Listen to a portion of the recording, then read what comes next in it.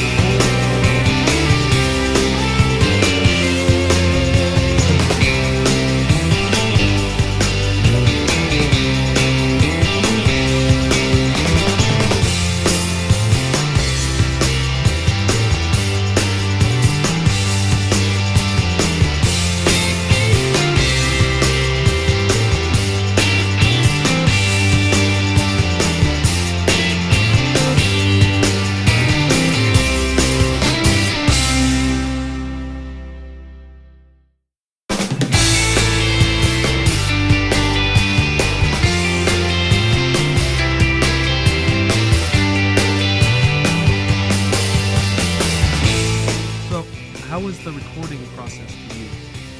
So, I guess, yeah, I suffer from a condition that most musicians know as red light syndrome.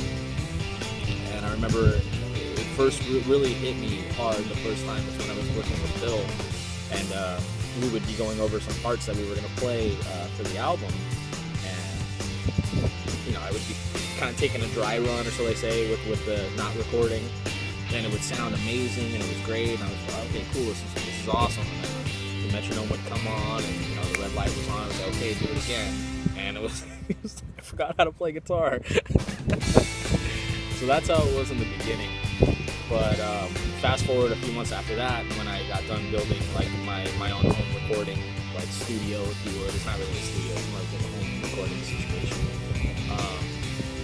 I just worked on that like profusely, and I hated the fact that like I could do something great while I'm not recording, but as soon as you press this button, everything is, the performance aspect of it is gone. So I worked really hard on that, and I recently recorded two cover songs, and it was one of those ones where there was a lot of people involved, and pressure, I guess, if you would.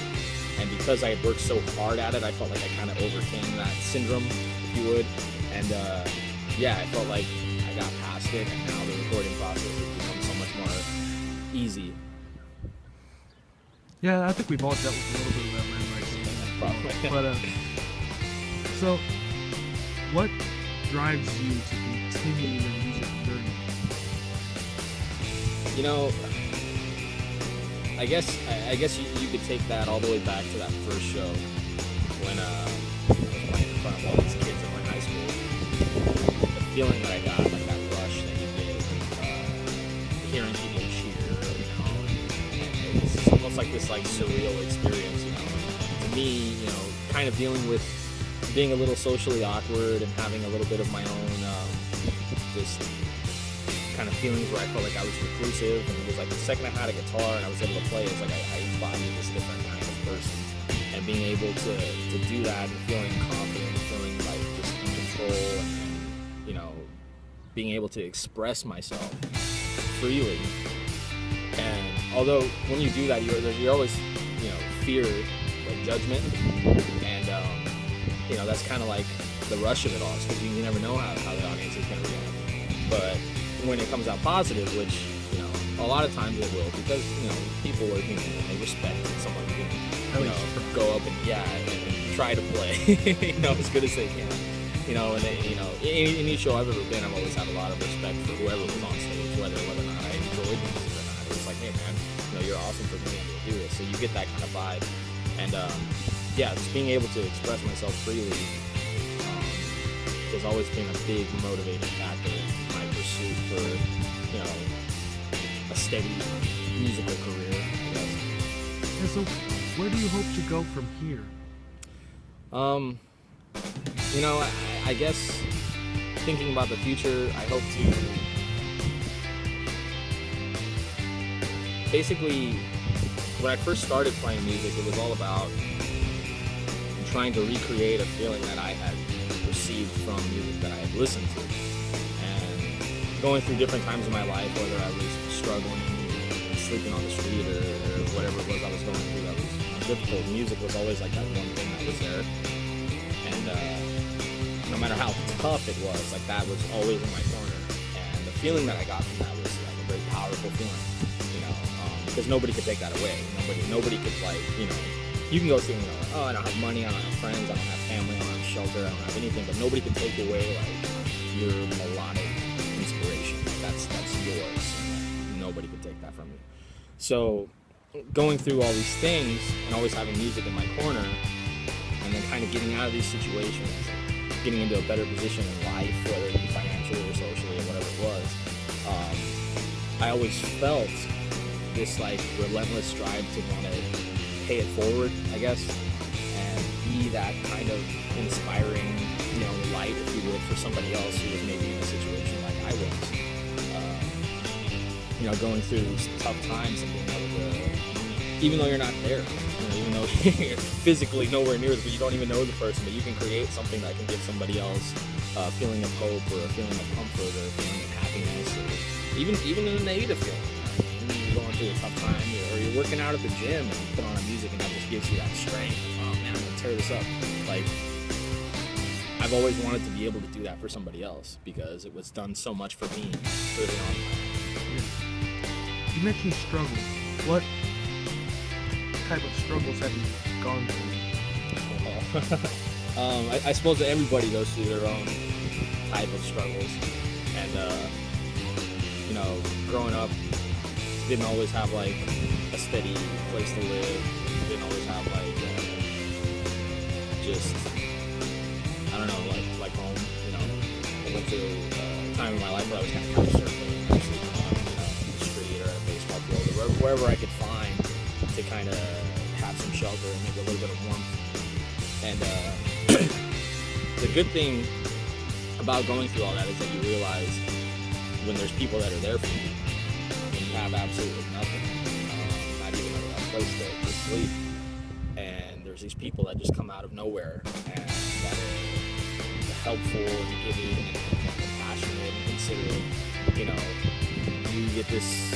It's almost like you're like in an altered state. You're out of your body, and you're like, oh my god, I can't believe like there's this amazing person who's doing all this stuff for me when, you know, I am in this really bad situation. So, you know, the struggle, I think, the struggle is real. I guess it builds character, and it builds fortitude, and it builds you know, a compassionate outlook on life. You know, you go through these things and they're terrible, but you know, you can get through them in a positive manner. You know, because I've always been an advocate for being like drug free. To this day, even being on the street and being homeless and having all these issues or whatever, I never smoked a cigarette. I've never done any kind of drugs. I've never dabbled in any of that kind of stuff because I've seen how it's taken people that were in a bad place and just made it worse. There's so many musicians that fall into that too. Yeah, there's a lot of my own personal friends that have fallen into that, whether they're musicians or not. And just going through a tough time in your life and you feel like you have a crutch, you know, in this feeling. And in reality, it's just kind of like pulling you down further and you don't really see it. So It's too late. yeah, but for most of it, sometimes it's always too late. And other times you'll have a friend that can kind of like slap you. What are you doing, man? Get you out of there, which is always, you know, what we hope for. And I guess I had that in a way too, but it was in a different kind of light. Just because I guess maybe I always strive for more. I wanted to do something better, and maybe people saw that. I don't know. I have no idea what the motivation was for other people to do the miraculous things that they've done to help me out. But you know, I'm always going to be thankful and always feel like pursuing my music and continuing to do is my way of kind of showing them like, thank you for all this. And this is like, you've given me a chance to live my life, and this is what I'm doing. All right, well, thank you for sitting down with me, and I appreciate the interview. Oh, of course. Thank you. All right, thanks, man.